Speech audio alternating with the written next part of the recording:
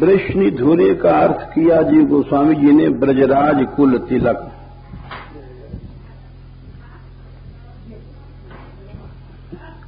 ब्रजराज से तात्पर्य है नंदराज।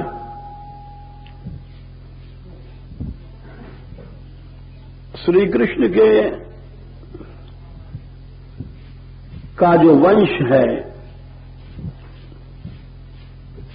उस वंशावली में दो प्रकार से वंशावली कही गई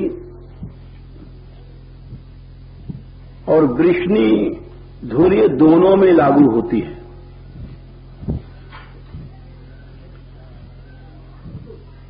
इनका जो वंश है वो दो प्रकार से इसलिए गाया जाता है, इसीलिए गोपियां परिहास करती हैं बरसाने में श्याम सुंदर से, तुम्हारे दो दो बाप हैं। गाली मिलती है उनको ससुराल में। एक बाप तो जो यहां नंद बाबा प्रसिद्ध हैं और दूसरे बाप आकर के तो तुम्हारे दो बाप हैं, इसीलिए परिहास होता है यहां। उसका कारण यह है कि इनका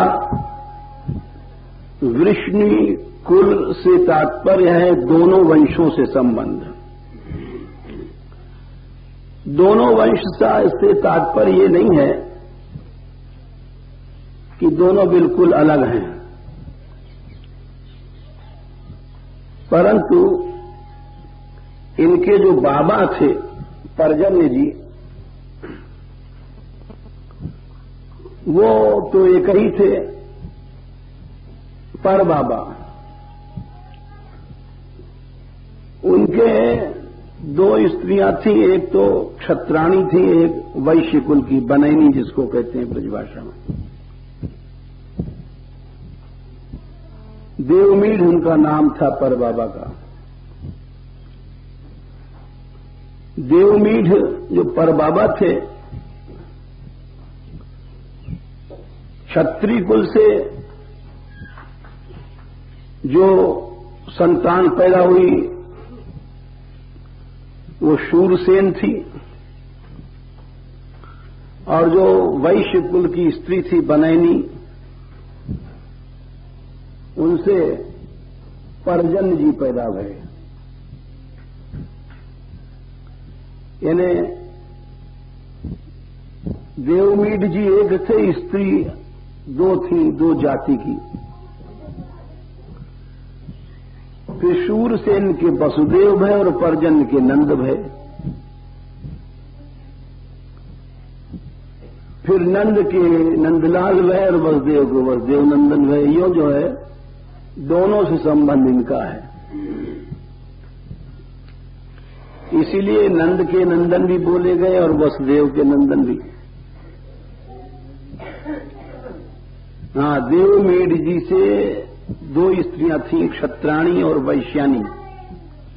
क्षत्राणी से शूरसेन जी जो वसुदेव के पिता थे, वैश्यानी जी से पर्जन्य जी जो नंद के पिता थे। यानी शूरसेन वसुदेव कृष्ण और इधर पर्जन्य नंद कृष्ण। आ गया? नहीं समझ में आया फिर से पूछ लो। देवमीढ़ से दो लड़के रहे अलग अलग स्त्रियों में, एक शूरसेन एक पर्जन्य। शूरसेन के वसुदेव भय और पर्जन्य के भय नंद बाबा।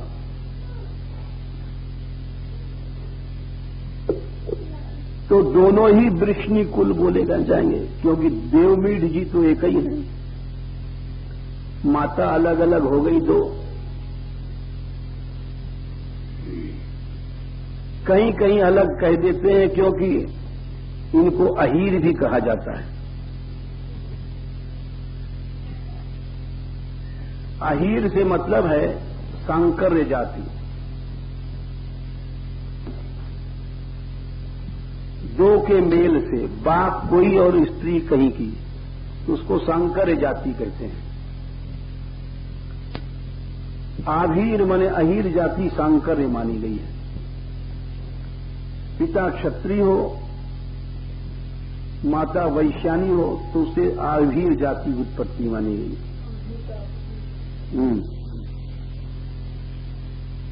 और इसीलिए नंदलाल को कहीं कहीं अहीर कहा जाता है। मैं बेटी वृषभानुभवा की, तू तो जाती अहीर हमारी तेरी। तो ये जो है, जो गाया जाता है, इसलिए गाया जाता है। तो वृष्णि की कलम समाप्त करते करते छोड़ गए थे, समय कम था, तो वृष्णि राजकुल तिलक से तात्पर्य है आप इस वंश के तिलक हो, शोभा हो, भूषण हो। इसलिए हमारे ऊपर कृपा करो और आओ। जीव गोस्वामी जी की टीका समाप्त हुई है। रामानुजी संप्रदाय की बात है, राघवाचार्य जी की टीका। इसमें कोई नई बात नहीं कही उन्होंने। विजयध्वज जी की आती है, माध्व संप्रदाय की। इसमें भी कोई इतने विस्तार के बाद अब उनको कहने की जरूरत नहीं है। फिर दोबारा जी गोस्वामी जी आते हैं, इनका एक बृहद क्रम संदर्भ है। इसमें ये कहते हैं, एक नया भाव बताते हैं कि श्री लक्ष्मी जी का तो आपने हाथ ही पकड़ा और हमारे लिए आप कामद हैं। कामद कहते हैं जो सभी इच्छाओं की पूर्ति करें, हर कामना की। लक्ष्मी जी के लिए कामद नहीं है भगवान। क्यों? तो वहां एक मर्यादा है। जहां पर मर्यादा होती है वहां कामना पर रोक लग जाता है। अब आप देखो, जो नियम संयम क्यों बनाए गए हैं कि सवेरे उठो, ब्राह्म मुहूर्त में उठ जाओ, इसके माने कि अपनी नींद पर कंट्रोल करो। बिना नींद को जीते तो कोई उठ ही नहीं सकता है। नियम बनाया क्यों? इससे तामस दूर होगा, आलस से। जाड़े में लोग नहीं नहाते हैं तो भीतर तामस भरा रहता है। तो शरीर के नियम बनाए, फिर वाणी का नियम बनाया। मीठा बोलो, कम बोलो, थोड़ा बोलो, जिससे सत्य बोल सको। ये सब नियम बनाने से क्या हुआ? वाणी पर संयम हो गया। वाणी स्वतंत्र नहीं रही। जो लोग अनियंत्रित वाणी बोलते हैं वे सदा अपराध करते हैं। ज्यादा बोलने वाला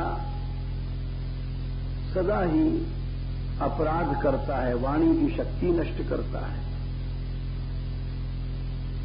व्यर्थ बात न करो, जिह्वा भगवान नाम के लिए, भगवान का नाम लो, भगवान की चर्चा करो, किसी की निंदा नहीं करो।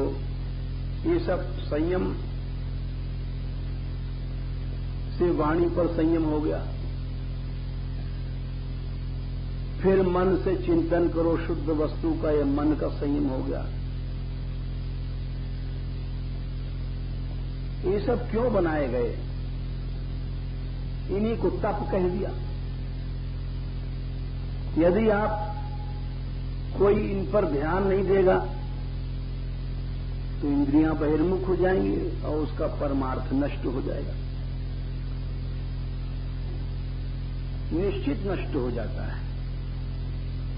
हम लोग अपनी छोटी छोटी भूलों को छोटा समझ लेते हैं, इसीलिए एक घड़े में छोटा सा भी छेद है तो भी वो पानी नष्ट कर देगा। एक बार महावीर स्वामी बैठे थे, कथा आती है, उनके बहुत से शिष्य आए, बैठे रहे। महावीर स्वामी से पूछा शिष्यों ने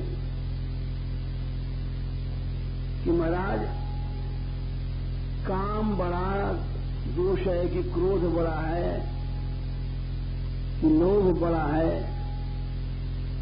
कि झूठ बड़ा है कि हिंसा बड़ी है कि चोरी बड़ी है कि छिनारी बड़ी है? हजारों दोष हैं, इनमें सबसे बड़ा कौन है? तो महावीर स्वामी बोले, देखो हम बताते हैं तुमको। एक घड़ा लाओ, यहां घड़ा लाए।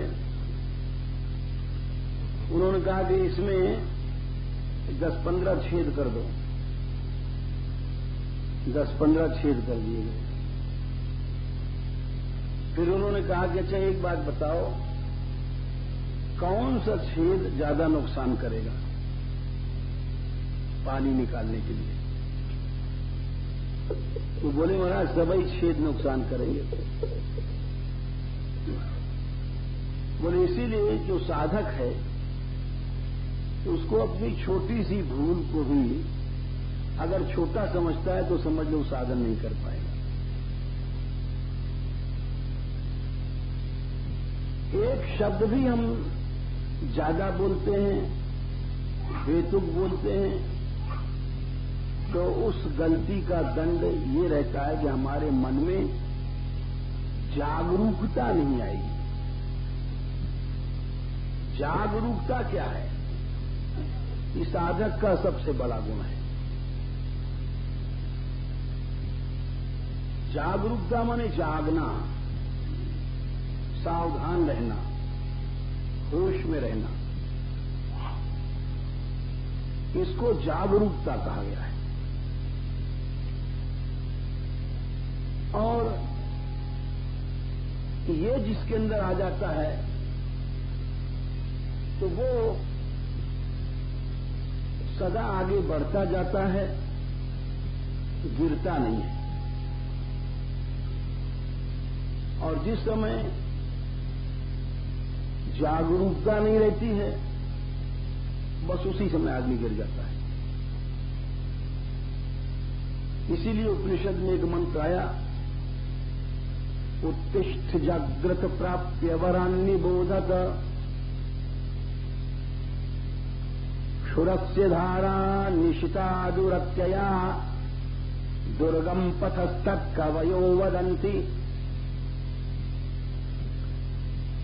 ये इस मंत्र का अर्थ हुआ उपनिषद के, क्या है? जीवो उठो। उठने का मतलब जाग जाओ। जागने का मतलब बुद्धि तुम्हारी तम से ऊपर उठ जाए। उससे क्या होगा? प्राप्य वरान्नि निबोधत। जागने के बाद महात्माओं के पास जाओ, निबोधत ज्ञान प्राप्त करो। बोले जागने से क्या होगा? बोले क्षुरस्य धारा निशिता दुरत्यया। छूरे की धार पर चलना है। भजन करना, परमार्थ की ओर चलना, ये छुरे की धार पर दौड़ना है। छुरे की धार पर कैसे दौड़ना है? बोले छुरे की धार पर दौड़ना इस तरह से है कि जितना पतला छुरा होता है उतनी पतली दूरी पर दौड़ना, और जरा से नजर चूकेगी गिर जाओगे,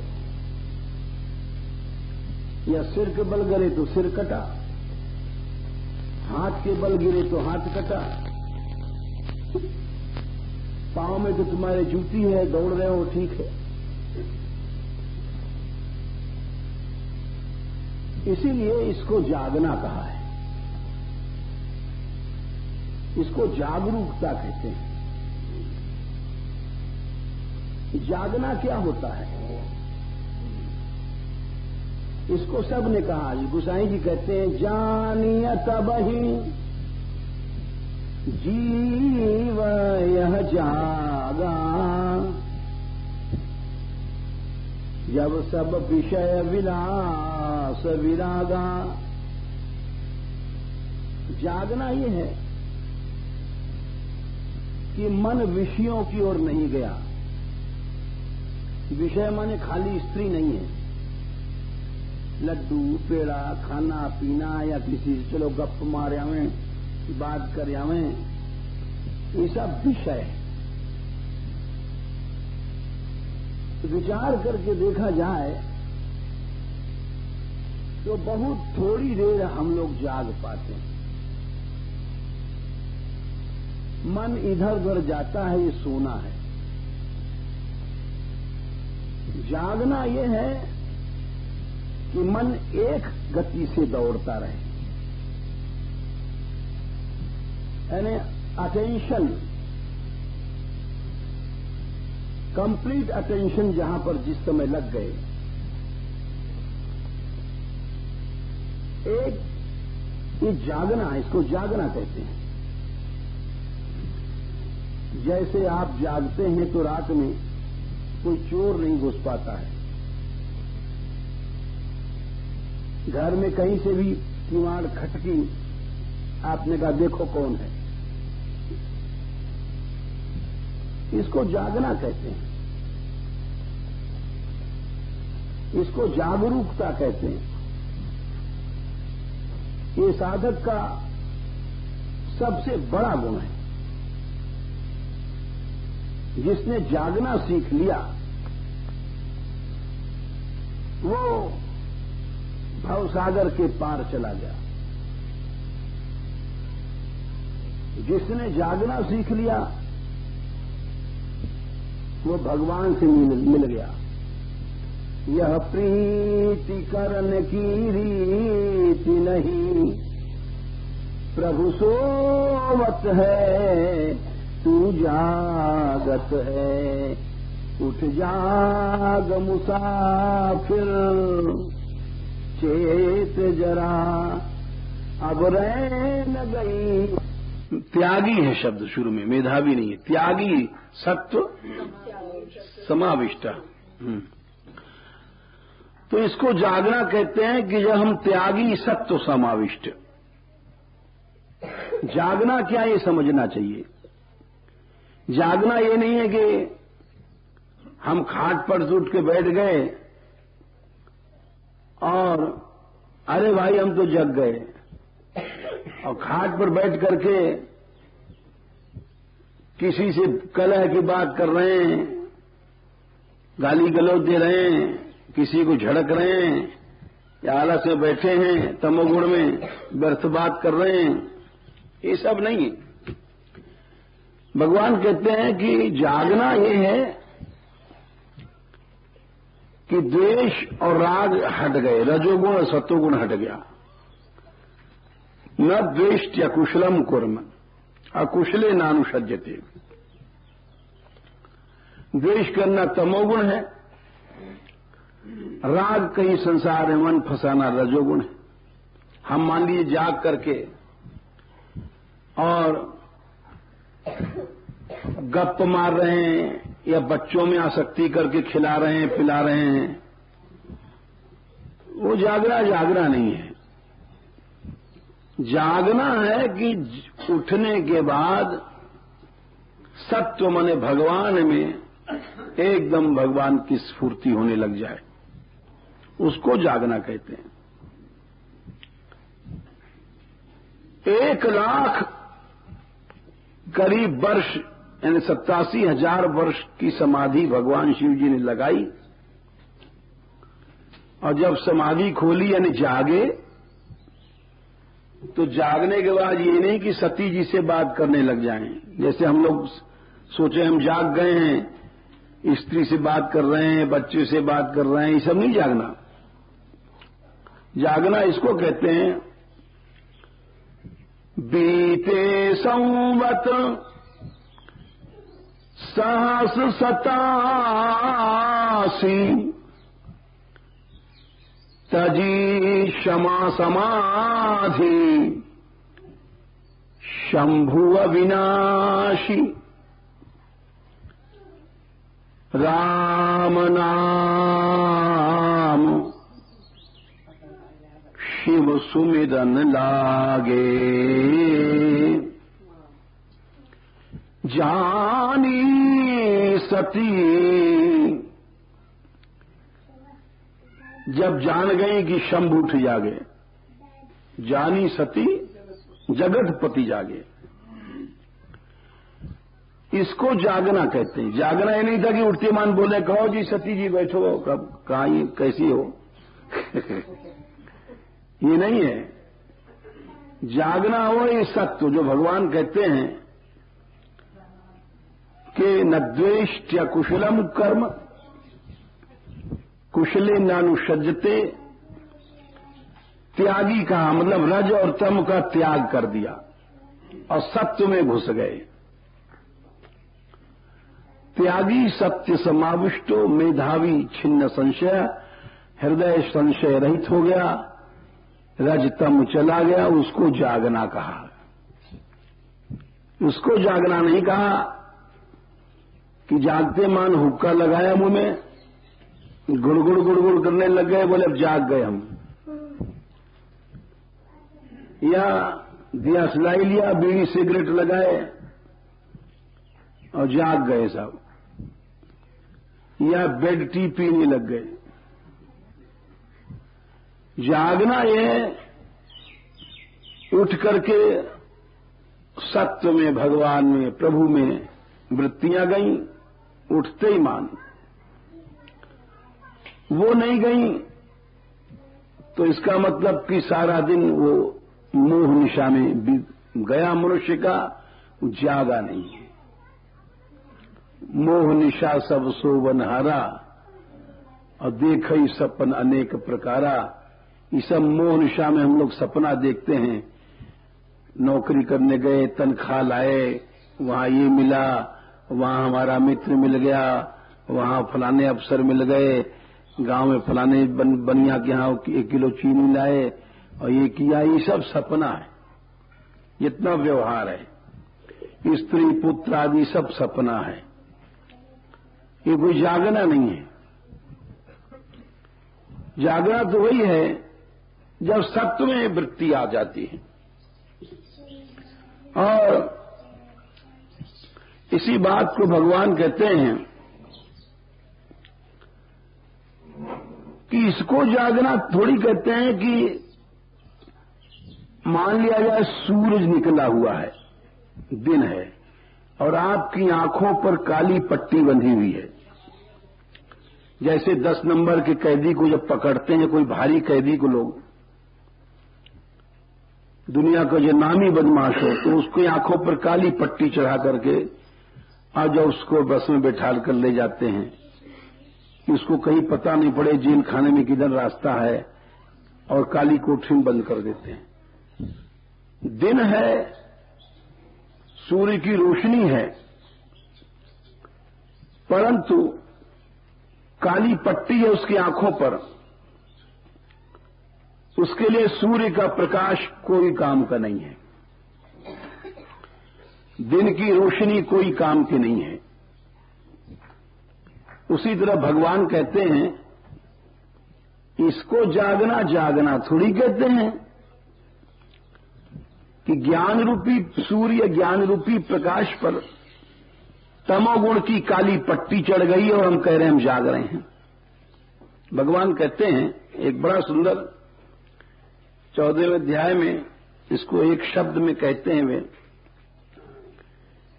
7वें श्लोक के आसपास, सत्वम 9वें के पास, सत्वम सुखे संजयति रजः कर्मणि भारत ज्ञानम आवृत्य तु तमः प्रमादे संजयत्युत। भगवान बोले कि देखो एक बड़ा छोटा फार्मूला हम बता रहे हैं अपने को पहचानने का कि हम सत्वगुण में हैं कि रजोगुण में हैं कि तमोगुण में हैं। सत्वम सुखे, सत्व आ जाएगा तो सुख से मतलब विषय सुख नहीं, वो अनिर्वचनीय तुमको दिव्य सुख मिलेगा, आत्मानंद। अपने आप तुमको जो सुख सत्कार्य करने के बाद मिलता है, जैसे आपने किसी भूखे को रोटी दिया तो आप देखोगे आपके भीतर एक आनंद आता है। आपने किसी दुखी की सेवा किया तो आप देखोगे कि आपके हृदय में एक आनंद आएगा। आपने किसी प्यासे को, मरते भय को पानी पिला दिया तो आप देखोगे आनंद आता है। तो वो सुख मिलेगा सतोगुण के बाद। और रजः कर्मणि, और जिस समय आपको रजोगुण आएगा तो रजोगुण आपको कर्म में लगा देगा। रजोगुण ही बहुत ऊंचा है। ये तो अधिकतर लोग तमोगुण में रहते हैं, काम नहीं करना चाहते। विद्यार्थी पढ़ना नहीं चाहता है, कोई दफ्तर सरकारी कर्मचारी काम नहीं करना चाहता। घर में भी पिता अपने लड़कों से कहा तू नियारला, इसी पर लड़ाई होती है। ये सब संसार तमोगुण में डूबा हुआ है, रजोगुण भी नहीं है। तो जब रजोगुण आएगा तो कर्म में लगा देगा, और जब तमोगुण महाराज आते हैं जो काली पट्टी है, ये ज्ञान को ढक देंगे। आते मान ज्ञानम आवृत्य, ज्ञान को ढक देते हैं, काली पट्टी है। और तमा प्रमादे संजयत्युत, और प्रमाद में यानी असावधान, बेहोशी, प्रमाद माने होश में नहीं रहना, नींद, आलस्य, प्रमाद, ये तमोगुण है। ये जब आ जाता है तो आदमी मर गया, वो मुर्दा है। नींद में सोता है, मुर्दा की तरह है। आलस से बैठा है, मुर्दा की तरह है। और प्रमाद माने बड़ा अच्छा मोटा ताजा शरीर है लेकिन गप्प मार रहा है, असावधान है। ये सब तमोगुण है। ये जब आ जाता है तो उसका जीवन नष्ट हो जाता है, और यही आजकल है संसार में। कहीं भी चले जाओ आप, अभी हमें याद है कि जब हम यहां आए थे, बहुत पुरानी बातें हैं, तो हमने 1 साल का मौन रखा था। 40 साल की बात हो रही है, जब हमारा परिचय नहीं था, कोई नहीं जानता था। 1 साल मौन रहे, 10 महीने तक तो हम रहे मौन। लेकिन 11वें महीने ऐसा मन व्याकुल हुआ। भिक्षा लेने जाते थे हम, तो कहीं कृष्ण नाम सुनाई नहीं पड़े। ऐसा लगता ही नहीं था कि ब्रज में हैं हम। हर आदमी वही बातें, व्यर्थ की बातों में। ब्रज तो वह है जो कि देखा था, उस जमाने का ब्रज लिखा है, या दोहने वहनने मथनोपलेप प्रिंखिंख नार भरुदितो। हर काम को करते समय कृष्ण गाती थी गोपियां, गाय दू रही हैं तो भी कृष्ण के गीत गा रही हैं। अवहनन माने धान कूट रही हैं, घर घर से कृष्ण के गीत की आवाज आ रही है। दही मथ रही हैं तो भी कृष्ण गुणगान कर रही हैं। इसको ब्रज कहते हैं। उपलेप माने अब तो पक्के मकान चल गए, वो गोबर माटी करना कच्चे मकानों में, हाँ लीपना, अब तो बहुत काम घट गया। लीप रही हैं लेकिन कृष्ण गुण गा रही हैं। प्रेम खेंखन पलना झुला रही है, बच्चे को चुप हो जाए हम काम करती रहें। काम भी कर रही है, धक्का मार दिया पलना में और उसके साथ साथ कृष्ण गुण भी चल रहा है, भगवान नाम भी चल रहा है। हर विरुद्ध तो बच्चा चुप करा रही हैं, तो हम लोग बच्चा को चुप कराएंगे, चुप हो जा चुप हो जा चुप हो जा, ये सब। लेकिन नहीं, गोविंद गोविंद कृष्ण ऐसे करके अनेक नाम लेकर के चुप करा रही हैं। गायंती चैनम अनुरक्त धियो श्रुकंठ्यो। हर समय जिस घर से उद्धव जी जब आए हैं तो उन्होंने यही देखा ब्रज में, इसको ब्रज कहते हैं। आश्चर्य में हो गए कि कृष्ण वहां है और रस यहां है।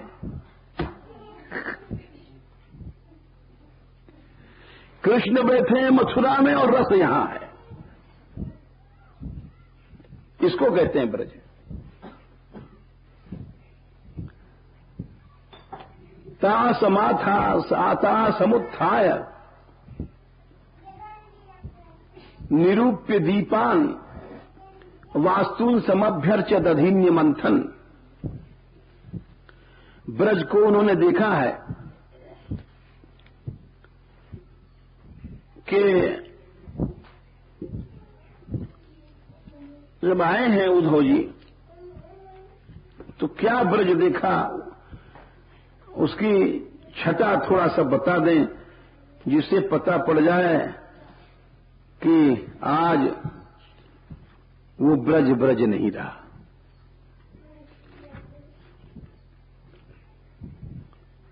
आते हैं वे उद्धव जी और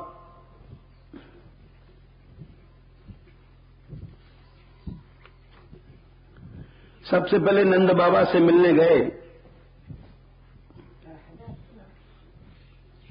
वहां जाने के बाद यशोदा और नंद सारी रात भर बातें होती रहीं।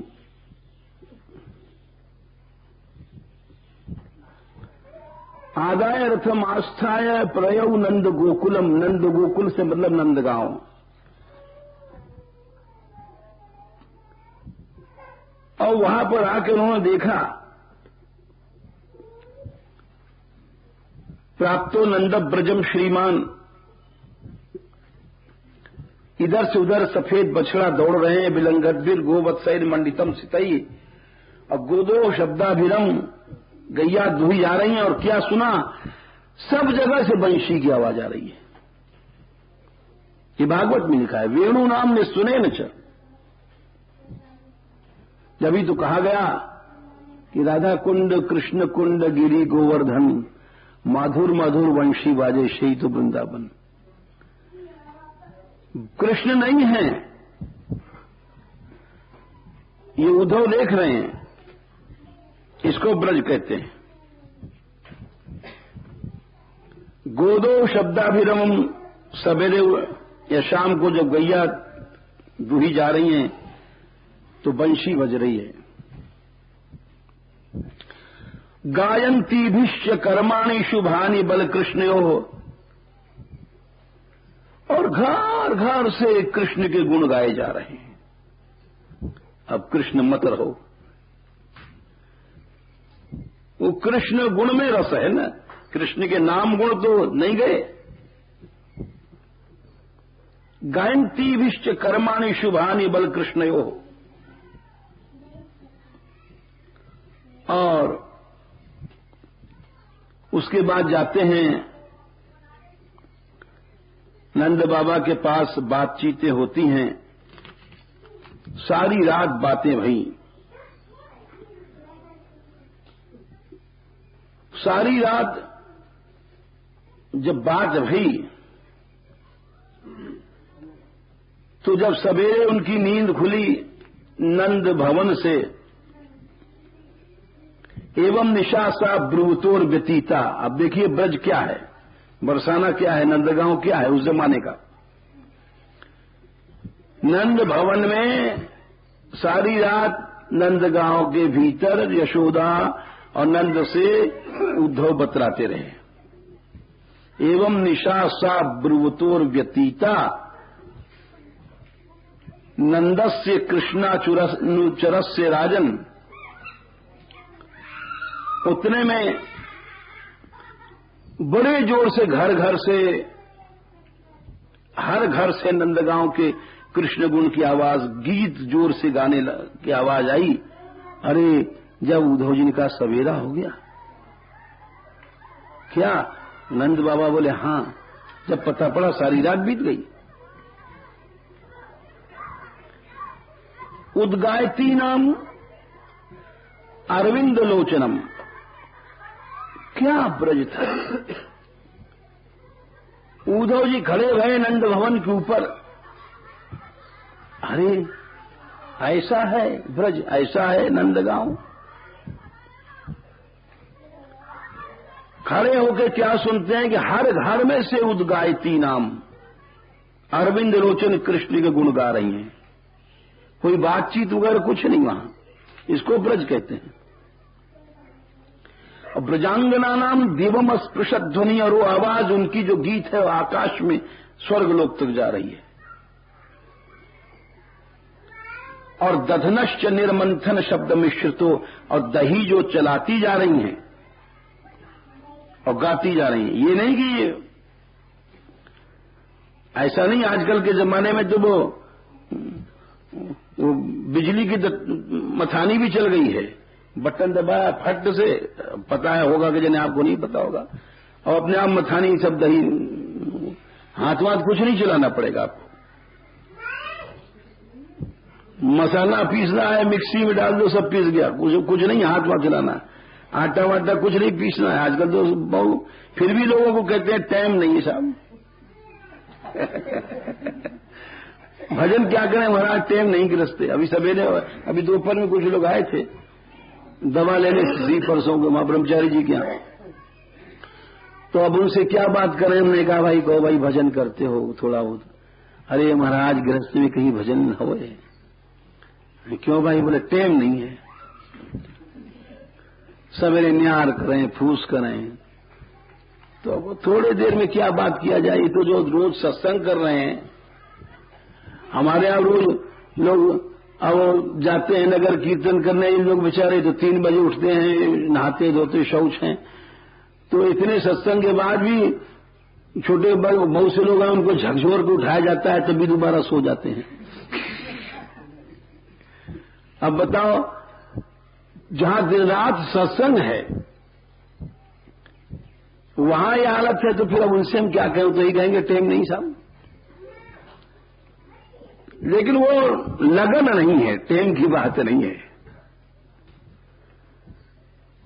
दधनश्च निर्मंथन शब्द मिश्रितो, काम कर रही है, पानी ला रही है। हमने स्वयं देखा पहले ब्रज में, अब नहीं कि पानी लेने जा रही हैं, यही देखा। और गीत के गीत गाती चली जा रही हैं, टोल को टोल 8-10 जा रही है, पानी सिर पर घड़ा और गाती आ रही हैं। गाती जटियात में ज्यादा है, अब भी वहां कभी कभी ऐसा दिखाई पड़ता है, गीत गाती जा रही हैं। हालांकि अब वो गीत कृष्ण के नहीं हैं, अब तो कुंदा के बीच ऐसे गीत चलते हैं। तो वो, लेकिन है तो परंपरा पुरानी ही। तो अब वो पुरानी जो बात है, यानी गीत तो गाने के लिए ये ब्रज की ये ब्रज का स्वरूप है कि सवेरे उठे दधनश्च निर्मंथन शब्द मिश्रितो। बोले इससे क्या होता है? निरस्यते ये न दिशाम अमंगलम, दिशाओं का दूर दूर तक अमंगल नष्ट हो जाता है, दूर दूर तक। जो लोग बहुत से लोग नासमझ हैं, वो हर काम को गलत बताते हैं, बुराई करते हैं, लेकिन फिर भी जो लोग बेचारे जाते हैं, कीर्तन करते हैं, परिक्रमा लगाते हैं, तो उनके लिए हम बता रहे हैं, वो अपना ही नहीं दिशाओं का मंगल नष्ट करते हैं, दिशाओं का, सारे गांव का, सारी बस्ती का, जड़ चेतन जितने वृक्षादि ब्रह्ममुहूर्त में, इसको ब्रज कहते हैं। अब जो नासमझ व्यक्ति हैं वो फिर वो अलग कहते हैं। हमारे पास ये आए सवे रामकिशोर, बोले साहब आपके यहाँ के लोग परिक्रमा जाते हैं तो जयकारा लगाते हैं, तो कुछ लोग कह रहे अरे वोट मांगने आ गए, वोट मांगने।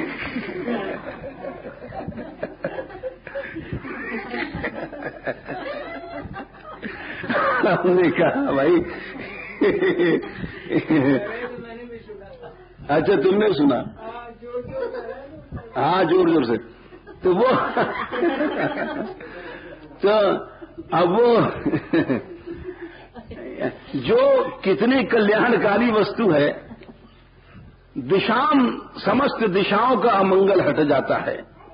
तो उद्धव जी ने देखा ऐसा ब्रज, उस सवेरे से ही उनके दिमाग में ये बात घुसी, अरे ऐसा ब्रज, ऐसा तो कहीं देखा नहीं। हर घर से हर काम करते समय यही आवाज आ रही है, अरविंद लोचन को गा रही है। इसको कहते हैं जागरूकता, सहज में जागरूकता है, कुछ बोलने की जरूरत नहीं है। अब उनका भी तो परिवार था, उनके भी तो स्त्री थे, बच्चे थे, ऐसा थोड़ी कि वहां ग्रस्त नहीं थे। अब जो है कृष्ण की चर्चा नहीं है, स्त्री है, पुरुष बैठे हैं, वही गपाष्टक मार रहे हैं, लड़के बड़के हैं और वो टेलीविजन देख रहे हैं, कहीं कुछ हो रहा है, और कहां सब शुरू पे ही खत्म हो गया। इसीलिए साधक का सबसे बड़ा गुण है जागरूकता। जागरूकता उसको कहते हैं। हम तो देखते हैं बहुत से लोग जैसे बहस करने लग जाते हैं, 10-10 मिनट तक, 15-15 मिनट तक बहस करते रहते हैं। इसके माने जागरूकता नहीं है। जागरूकता है कि एक क्षण में कोई फालतू बात आई, सावधान हो गए, अरे अपनी वृत्ति असद वृत्ति आई, सावधान हो गए, इसको जागरूकता कहते हैं। भगवान कहते हैं कि यही एक गुण है साधक में जो हमसे मिलाता है, ये तुमको रजोगुण तमोगुण से बचा देगा। न द्वेष्टि अकुशलम कर्म, द्वेष तमोगुण से बच गए, अकुशले नानुषज्यते और आसक्ति नहीं भय,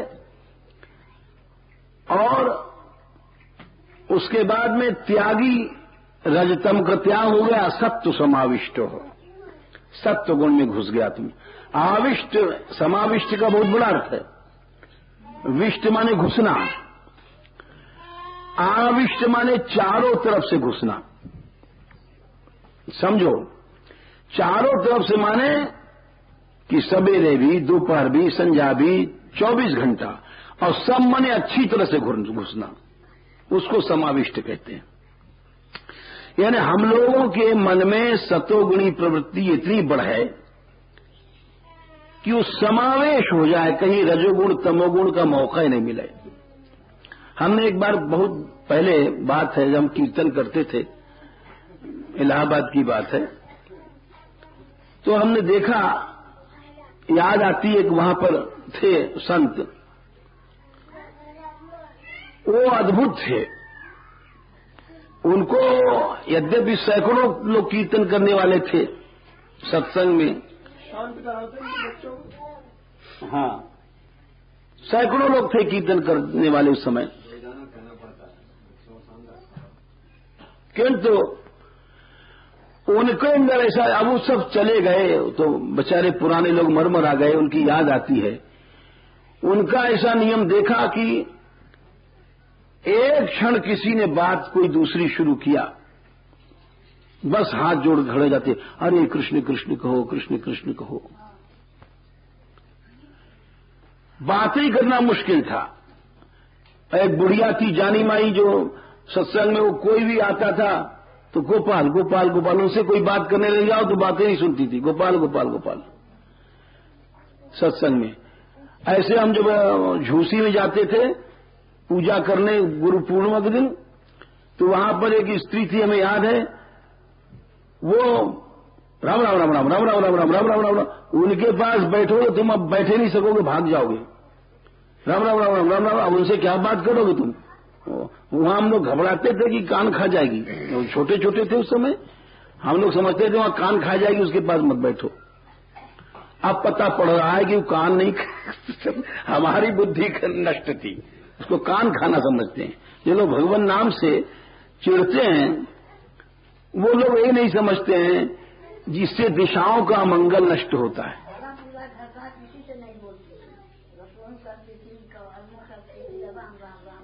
हाँ, वो 24 घंटा काम करती थी।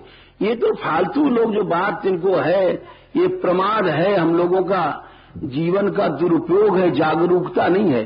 और स्त्री थी, सारा काम घर का करती थी और हर समय इसे टेप रिकॉर्ड चलता रहता है, राम राम राम राम। ऐसे से लोगों की अब तक याद है, बहुत कम लोग दुनिया में होते हैं जो जागरूक होते हैं, और बाकी तो यूं हजारों लोग हैं, लेकिन जागरूकता जो होती है एक अलग बात है। हमेशा जागना, जागना से मतलब कि अपनी उस वृत्ति से सावधान रहना जो हमको गिराती है।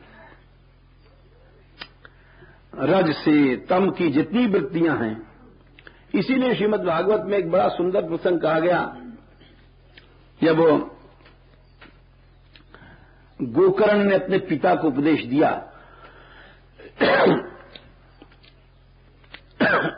लड़का धुंधकारी था आत्माराम पंडित का, और वो बड़ा बदमाश था। आप लोगों ने भागवत महात्म में सुना है, रंडी बाज चोर डकैत सब उसमें अवगुण थे। 5-5 रंडियां रखा, और उस हालत में अपने माँ बाप को भी ठोका ठाका। अब जब रंडी 5-5 रहेगी तो भोग के लिए पैसा चाहिए, तो पिताजी तो जाके जंगल में दुखी होकर के बैठ गए। गोकर्ण आए तो गोकर्ण से रोने लग गए। तो गोकर्ण ने कहा कि पिताजी ऐसा करो, ये जो आपके साथ दुर्व्यवहार हुआ है, बेटे ने जूता मारा या अपमान किया या घर में किसी ने अपमान किया,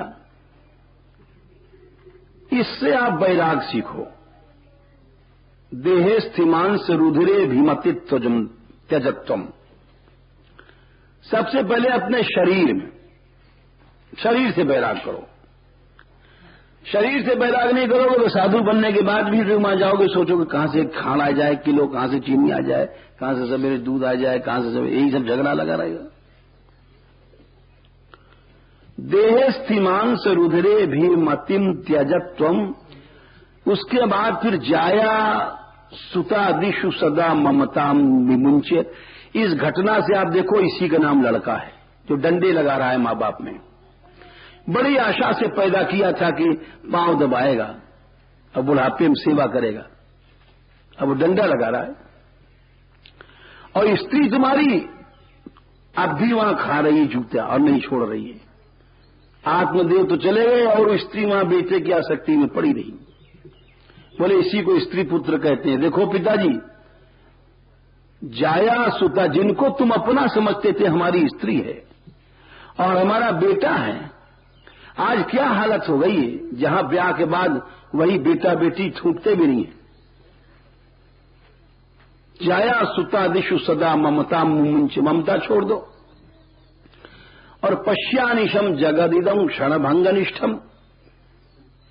अनिश माने 24 घंटा मन बचाए के रखो, इधर फंस न जाए। अनिश माने लगातार, ये हमारा कुटुंब है, हमारा कुंभ है, बस मारे जाओगे इसी में। हमारा कुछ नहीं है, हमारा तो तुम्हारा शरीर नहीं है, बहू तुम्हारी कहां से जाएगी। पश्यानिशम जगदिदम क्षण भंग निष्ठ माने सब अभी मरने वाले हैं, हर समय याद रखो। हम भी थोड़ी देर में चलने वाले हैं, राम राम सत्य होने वाला है। वैराग्य राग रसिको भव भक्ति निष्ठा। पहली चीज तो करो वैराग्य, जिससे तुम्हारा मन संसार में न फंसे। उसके बाद फिर कहते हैं आगे क्या करोगे? आगे सेवस्व साधु पुरुषान जहि काम तृष्णाम। जाकर के साधु पुरुषों के पास जाओ, भगवत भक्तों के पास, जिससे तुम्हारी काम तृष्णा नष्ट हो जाए। और अन्यस्य दोष गुण चिंतन, दूसरी चर्चाओं को छोड़ दो। अगर दूसरी के चर्चा को तुमने सुना या देखा, दोष या गुण दोनों चीज, तो भक्ति से हीन हो जाओगे। इतना टाइम जागते रहो। जागने का मतलब दूसरे की तरफ दृष्टि गई, अंधे बने। धर्मम भजस्व सततम त्यज मोह निद्राम। सतत भजन करो। 24 घंटे भजन तभी हो सकता है जब तुम दूसरे की तरफ दृष्टि नहीं दोगे। अगर तुमने दूसरे की तरफ दृष्टि देखा तो बस तुम्हारा काम बिंडल गोल। भगवान ने कहा है परस्वभाव कर्माणि यह प्रशंसति निंदति स आशु भ्रश्यते मार्गाद असत्य अभिनिवेशिता। 11वें स्कंद में उद्धव जी से कहते हैं कि सबसे जल्दी गिरने का रास्ता क्या है? बोले भोग या पैसा? बोले नहीं, दूसरे के स्वभाव गुणों को अगर तुमने देखना शुरू किया, निंदा वगैरह शुरू किया, आशु मने सबसे जल्दी गिर जाता है। जागरूक बनो। जागरूक के माने कि हमेशा जागते रहो। अरे भाई, टेम्पू में तो 30-30 आदमी बैठे हैं। अभी अमेरिका में कई सौ आदमी बैठ जाएंगे। कोई व्यक्ति परिवार का जा रहा है, विदा हो रहा है, मरने वाला है, स्त्री है, पति है या पुत्र है, बेटा है, अपना बेटी है, उन परिस्थितियों से मन को अलग रख करके अपने इष्ट में रखना, यह है अनुकूलता का संकल्प। इसको कहते हैं अनुकूलता का संकल्प। लोग जानते ही नहीं अनुकूलता का संकल्प क्या है। अरे जब तुम चिंता करने लग गए, तुम्हारा मुंह उदास हो गया, तो प्रतिकूलता आ गई। जब प्रतिकूलता आ गई तो अनुकूलता कहां रही? देखो, किसी घटना से तुम्हारे मन में दुख पैदा होगा, वो दुख जाकर के गाढ़ा विषाद मल बन जाएगा, और वो मल जाकर के तुमको शक्तिहीन बना देगा। इसका प्रमाण देखो आप, ये बड़े काम की बात है। जो हम लोग कमजोर बन रहे हैं, शक्तिहीन बन रहे हैं, उसका कारण यही है। अब आप देखिए, ये लिंक, ये श्रृंखला गीता से। दूसरा अध्याय देखिए, पहले श्लोक में भगवान ने कहा अब कैसे ये दुख जो है मल बनता है, मनुष्य को शक्तिहीन पटक देता है। भगवान ने देखा अर्जुन को दुख कर रहा है कि हमारे भाई हैं, हमारे चाचा हैं, हमारे बाबा दादाजी हैं, भीष्म पितामह, 4 पीढ़ी लड़ाई हुई थी, ये सब मारे जाएंगे। तम तथा कृपया विष्टम अश्रुपूर्णा कुलेक्षणम। पहला श्लोक है दूसरे अध्याय का। भगवान ने देखा, क्या देखा कि अर्जुन रो रहा है, बड़ी बड़ी आंखें हैं, आंसू से भर रही हैं, जैसे प्याला भर गया है पानी से। महावीर है, महारथी है, आंखें भर गई हैं आंसू से। क्यों रो रहा है? कृपा से, दया से। और विषीदंतम, विषाद मन दुख कर रहा है। अब यहां से शुरू होता है। हम लोग जो दुखी हो जाते हैं छोटी छोटी बातों से, ये कितना भयानक रोग है ये हम नहीं समझ पाते। हम लोग ये समझते हैं कि चोरी करना पाप या छिनारी करना, पराई स्त्री देखना पाप या कत्ल करना पाप, लेकिन जो चित्त का पाप है वो नहीं समझ पाते। ये एक बड़ी विचित्र बात है। तम तथा कृपया विष्टम अश्रुपूर्णा कुलेक्षणम विषीदंतम, मने दुख कर रहा है। यहां से शुरू होती गीता। इदम वाक्यम उवाच मधुसूदना। अब भगवान ने बोलना शुरू किया। पहला अध्याय तो केवल भूमिका ही भूमिका थी, उस परिस्थिति का वर्णन किया गया जो अर्जुन रोया क्यों। लेकिन गीता का प्रारंभ कायदे से दूसरे अध्याय से होता है। ये हुआ दुख।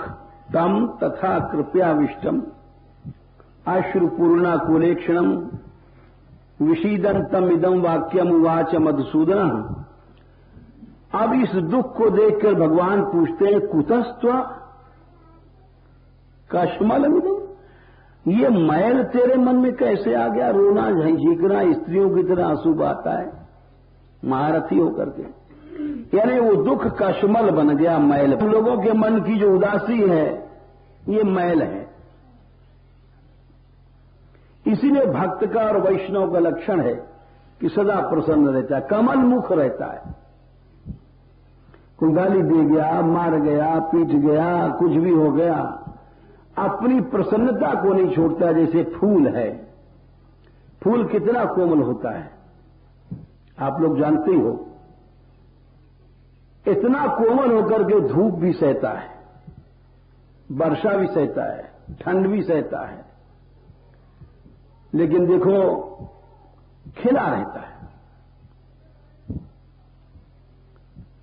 जाड़े में कितना बर्फ पड़ता है, लेकिन गेंदा का फूल देखो खिला रहेगा।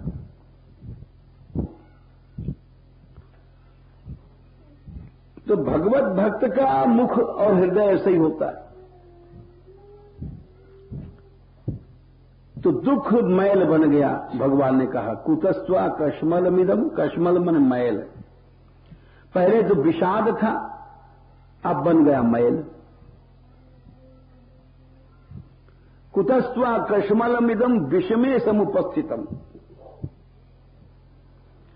बोले रोना, झींकना, मन उदास करना, मुंह फुलाना, मुर्दानगी ला देना, ऐसे बैठे हैं मुर्दा की तरह। और कौन बैठे हैं? बोले महाराज पंडित जी बैठे हैं, बहुत पढ़े लिखे हैं, लेकिन ऐसे बैठे हैं। अरे पंडित जी खंडित हो गए, खंडित जी बन गए। क्यों? अनार्य जुष्टम, ये रोना उदासी, ये अनार्य नीच लोगों का काम है। ये समझो आप, कितनी कड़वी बात भगवान कह रहे हैं। कभी कभी लोग कहते हैं आप बहुत कड़वी बात कह जाते हो। अरे भाई हम थोड़ी कहते हैं, ये तो शब्द है भगवान का। हम तो सिर्फ लाउड स्पीकर के हैं, पीछे से शब्द दूसरों के हैं, भगवान के हैं।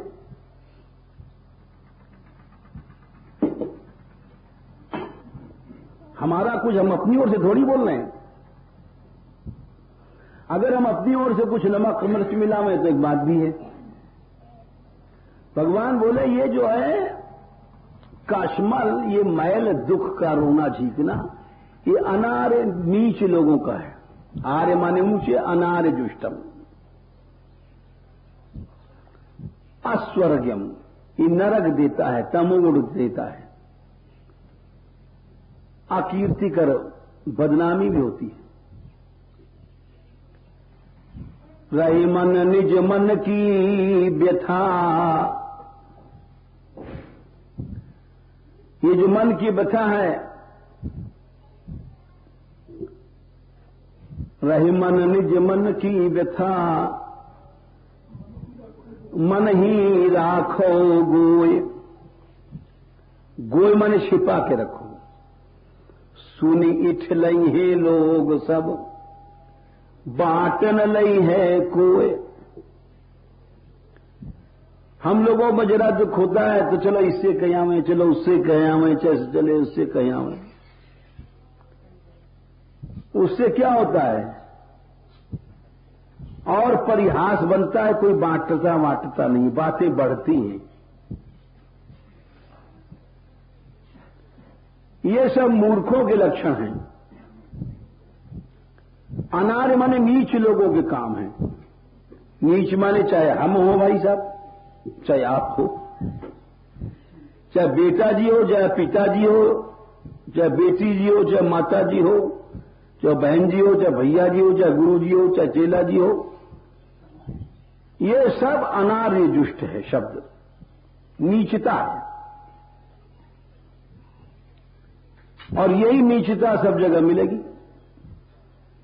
आप अभी चले जाओ किसी वृद्धा बुढ़िया माता के पास, तो यही कहेगी आजकल की बहू ऐसी हैं, ऐसा करती है, बहू ऐसा करती है, ऐसा करती है। वही चर्चा बस हो गया शुरू, रामायण शुरू हो गया। बहू के पास चले जाओ, जो कि डुकरिया ऐसी है, खाए जाए, ये करे वो करे, बस शुरू हो गया। ये सब अनार्य जुष्ट है, नीचता है। मनुष्य समझता ही नहीं इस बात को, और भक्त और बनता है। तो अनार्य जुष्टम अस्वर्गम अकीर्तिकरम अर्जुनम, यानी दुख जो था विषाद, वो कश्मल बन गया। और कश्मल बनने के बाद और हुआ क्या उसका फल? अरे जहर तुम खाओगे तो तुम ही तो मरोगे, खाने वाला ही तो मरेगा, देखने वाला थोड़ी मरेगा। अब रोए फिचिर फिचिर उदास मुंह बना लिया तो उसका परिणाम क्या हुआ? तीसरे श्लोक में कहते हैं नपुंसक बन गया तू पार्थ। अरे तू तो हिंजड़ा ही बन गया महारथी से। कितना बड़ा महारथी हो, कहा हिंजड़ा बन गया, ये विषाद से, ये मैल दुख से। कितना मनुष्य कर्महीन हो जाता है। अर्जुन की बात नहीं, आप स्वयं देख लो। कोई घर में लड़ाई भई है, मान लो सास बहू में लड़ाई है, क्यों सास बहू के नाम चलता है दुनिया में आजकल, या नंद भाभी लगा लो, या भाई भाई बहन बहन किसी में होती है। अब लड़ाई भई है तो आए साहब पति जी सर्विस से, देखा चौका नहीं, चूल्हा नहीं, कोई रसोई नहीं, सब अलग बैठे हैं। और दिन तो आते मान चाय वाय मिलती थी। अरे उनका क्या बात है, वे उदासी क्यों है? वो अलग बैठे हैं, माता जी गुमसुम बैठी हैं, बहू जी अलग गुम बैठी हैं। उनका आगे माता जी के पास जाके पूछा, आज माता जी क्या बात है? ये कुछ नहीं, चूल्हा उला चेत रहा है। जा जा अपनी बहू से पूछ ले। फिर वो गए अपने बहू जी के पास, बोले भाई आज क्या बात है, कुछ उदासी सी है। जाओ अपनी मां से पूछ लो। यानी आज हड़ताल हो गई काम की। इसको कहते हैं क्लैब्य, कर्म शक्ति खत्म हो गई। ये रोज होता है। यहां ऊपर गृहस्थी की बात नहीं है, हम 4 साधु रहते हैं।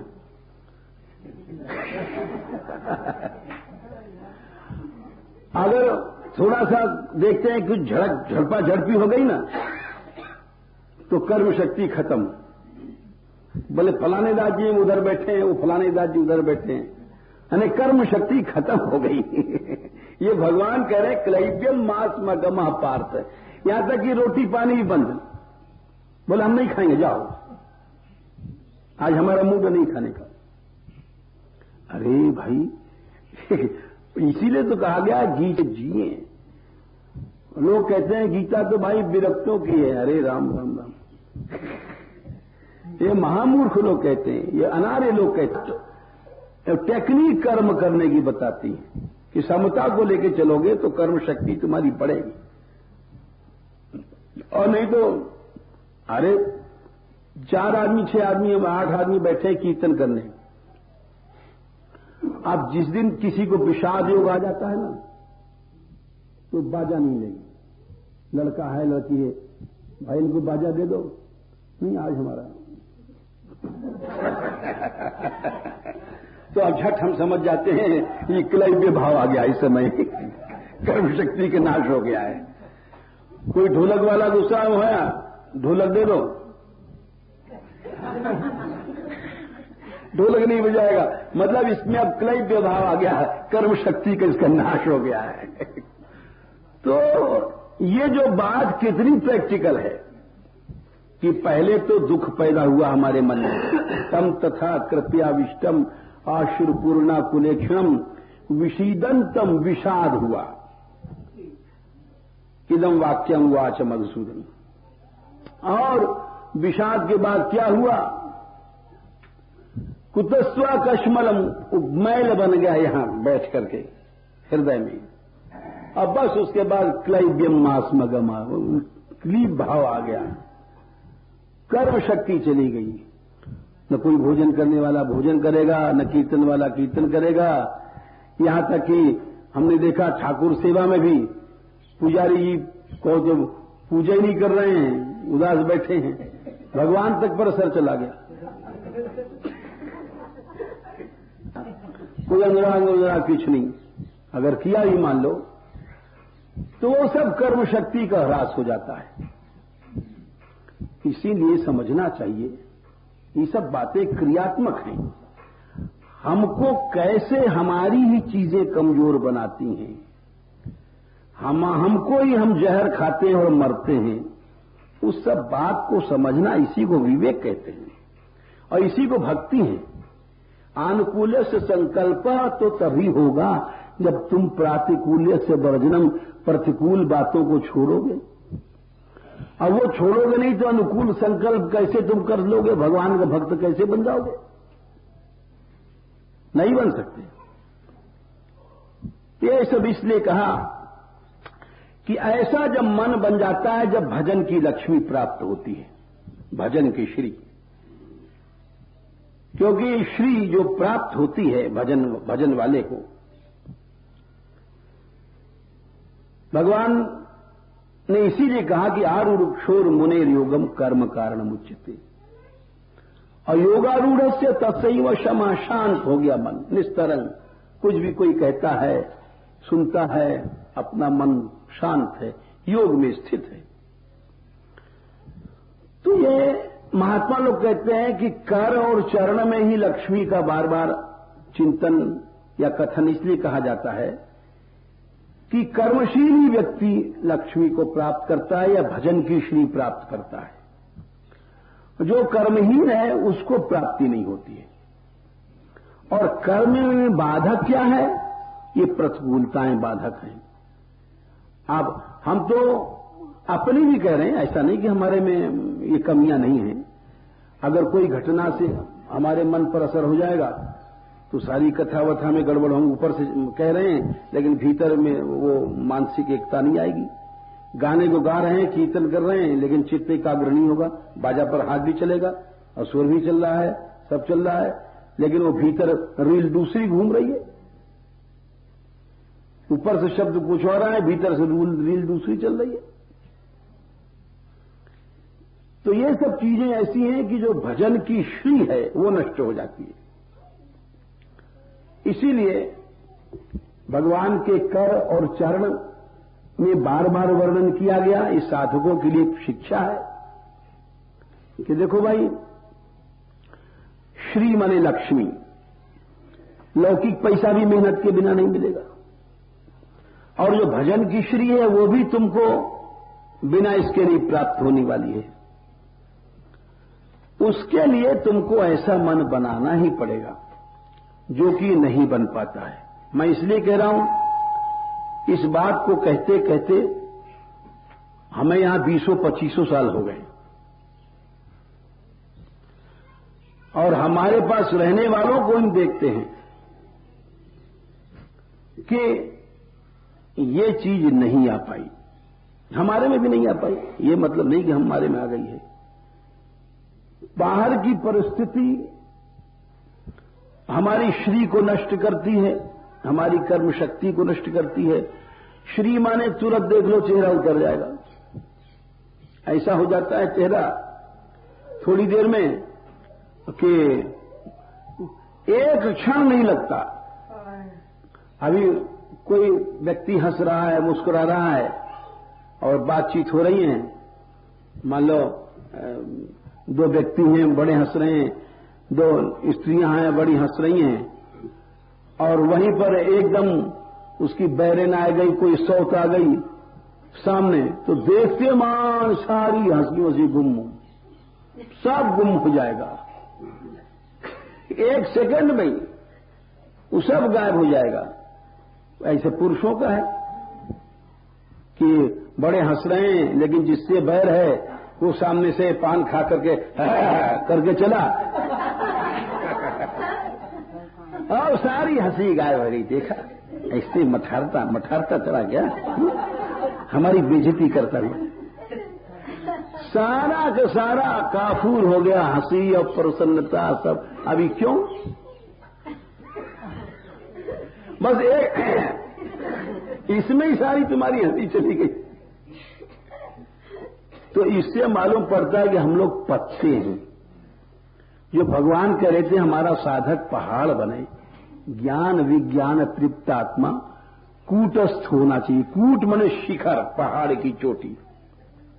अरे पहाड़ की चोटी कहीं एक बार हंसने ठठारने में कहीं हिलती है? इसीलिए साधक की साधना चल नहीं पाती। ये विरोधी चीजें उसको साधन से गिरा देती हैं, उसके चित्त के रस को, उसके चित्त के आनंद को, उसके चित्त के अष्ट कर देती हैं और वो समझ नहीं पाता। केवल ऊपरी साधन में लग रहा है, जिसका जो भी है, पाठ वाला पाठ कर रहा है, कीर्तन वाला कीर्तन कर रहा है, हाथ चल रहा है ढोलक पर बराबर, लेकिन वो ढोलक की थाप बता रही है कि भीतर रील दूसरी घूम रही है। इन बातों को देखने, सुनने, समझने की अकल ही नहीं लोगों में। और एक कर चरण में जो लक्ष्मी का कथन कहा गया, इसका हमने लाक्षणिक साधक की दृष्टि से भाव बताया। और पांचवी जगह जो उन्होंने लक्ष्मी की चर्चा किया है, वक्षस्थल में 5 बार चर्चा किया। ये प्रसंग कई दिन से रह जाता था, तो आज हमने कहा समाप्त कर दें। वो है रहस्य संविदम हृच्छयोदम यम प्रहसिताननम प्रेम वीक्षणम बृहदुदर श्रिय वीक्षधामते मुहूर्ति स्पृहा मुह्यते मनः। गोपियां बोली कि आपका विशाल वक्षस्थल है, जो लक्ष्मी का धाम है, और उस वक्षस्थल को देख करके हमारी स्पृहा होती है। अब यहां पर इस श्लोक में शंका आती है कि इसके माने कि जो आप कहते हो लक्ष्मी जी को रस नहीं मिला, इसके माने उनको मिल गया है। एक शंका आती है कि जो आपका वक्षस्थल है, जिसमें लक्ष्मी जी का निवास है, उस वक्षस्थल की हमको स्पृहा होती है। ये बात सोच सकता है कोई व्यक्ति। तो इसका उत्तर ये है, क्योंकि समय हो गया है, थोड़े वे समझ लें।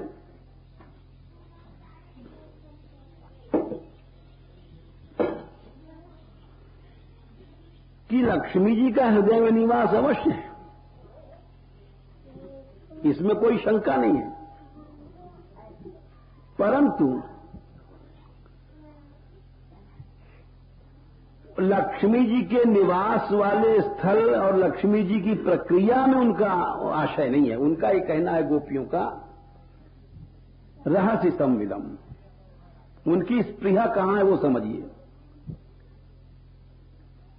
आप ऐसे वक्षस्थल वाले, सुंदर वक्षस्थल वाले, जहां लक्ष्मी का निवास है, यानी बड़ा शोभित वक्षस्थल है, उस वक्षस्थल, उस श्रीअंग से जो आप रस प्रवाहित कर रहे हैं, उस रस में उनकी अभिलाषा है। शब्द ही कहता है रहस्य संविदम। रहस्य माने एकांत में जो अब आप ठठोली करते हो, एकांत में बात करते हो, प्रेम भरी बातें करते हो, वहां बात है। उनका अभिप्राय रस समझना चाहिए, जिस रस के लिए लक्ष्मी जी भी लालायित हैं। कैसे लालायित हैं हम पहले कल परसों बता चुके कि जो लक्ष्मी जी वक्षस्थल में रहने के बाद भी उस रज को तरस रही हैं, रस भरी यहां की जो रज है। श्री रियत पदाम्बुज रजस चकमे तुलस्या लब्ध्वापि वक्षसि पदम किल भृत्य जुष्टम और यस्या स्ववीक्षण कृते न्यसुर प्रयासस तदद वयम च तव पाद रज प्रपन्ना। वो रज रस भरी रज जिसको लक्ष्मी जी चाहती है, चाहे वक्षस्थल में उनका निवास जरूर है। इसीलिए गोपियां कहती हैं वो रस भरी केली रहस्य संविदम, जो एकांत में आप परिहास करते हो। हृच्छयोदम, जो प्रेम को जगाने वाली है। केली की ओर, रस की ओर वर्णन है। रहस्य संविदम हृच्छयोदम। और प्रहसिताननम, जब आप हंसते हो सामने आकर के, गोपियों के सामने जाते हैं श्री कृष्ण मीठी मुस्कुराहट को बिखेरते हुए, उस रस की ओर है। प्रेम वीक्षणम, जब प्रेम भरी चितवन से आप देखते हो तिरछे नेत्रों को करके, ये सब क्या है? रसमयी केली की ओर बात हो रही है। बृहदुरश्यो वीक्ष धामते, शोभा का महात्माओं ने लगाया शोभा का धाम, जिसमें लक्ष्मी जी रहती है, बड़ा शोभित वक्षस्थल है।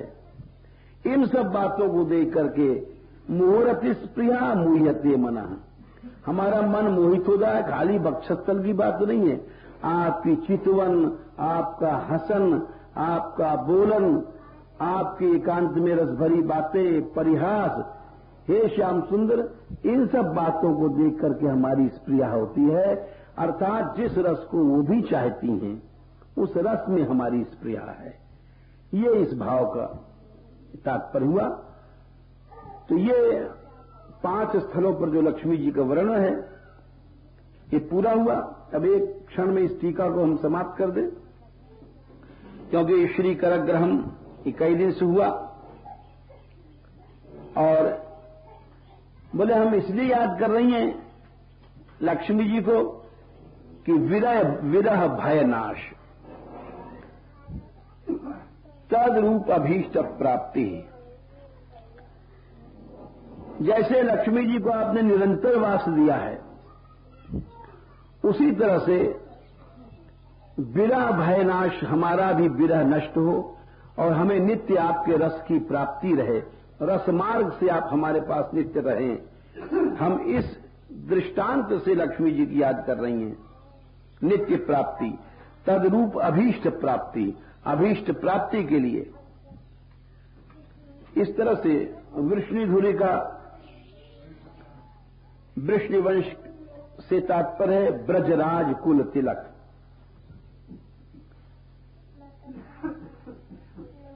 ब्रजराज कुल तिलक के कुछ भाव हैं, वो कल करेंगे। विरचिता भयम वृष्णिधुर्यते चरणमीषाम संसृतेर्भयात् करसरोरुहम कांतकामदम शिरसिधेनः श्रीकरग्रहम। इसीलिए जागना क्या है, ये भी अभी हम लोग समझ ही नहीं पाए हैं।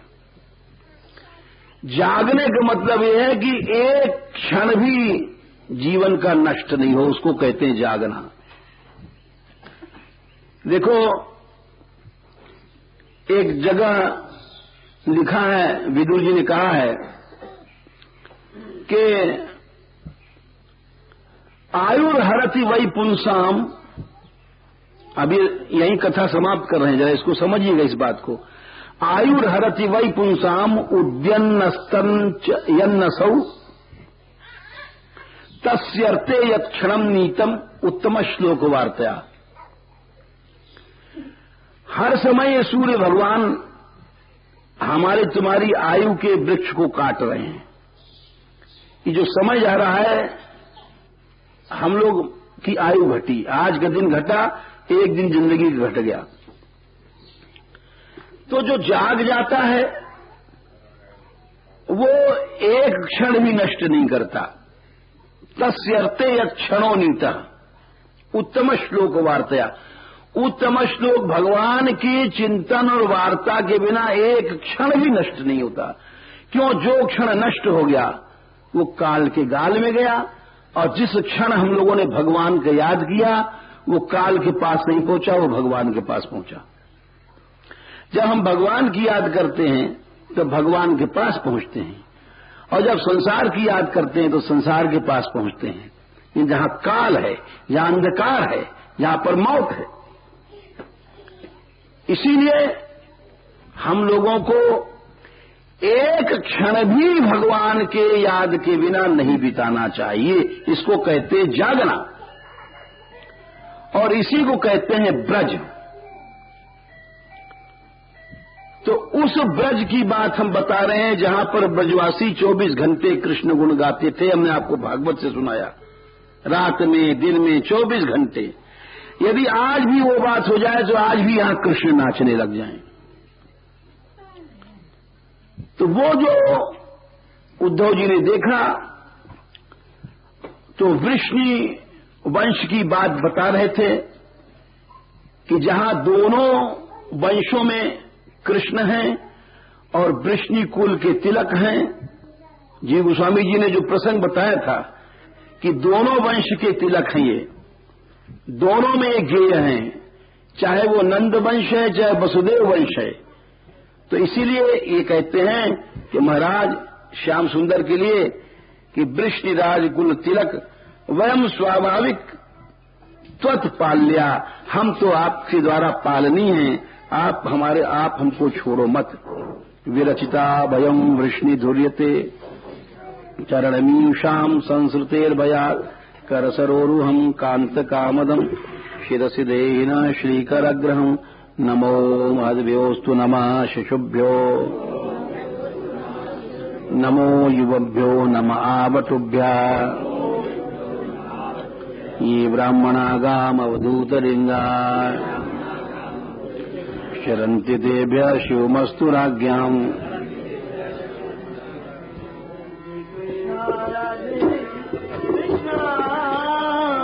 कृष्ण कृष्ण राधे राधे श्यामा श्याम श्याम राधे